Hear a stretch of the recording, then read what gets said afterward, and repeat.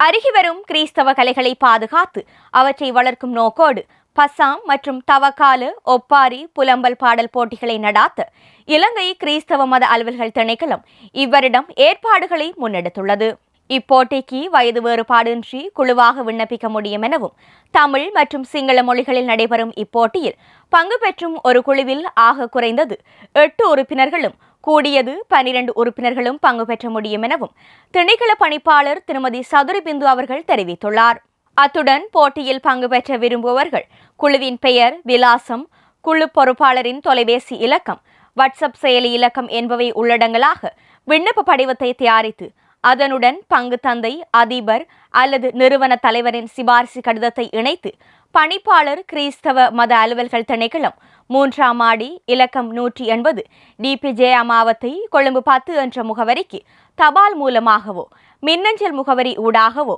அல்லது தொலைநகல் ஊடாகவோ மாசி மாதம் 21ஆம் தேதிக்கு முன்னர் அனுப்பி வைக்க முடியும் என மேலும் அவர் தெரிவித்துள்ளார்.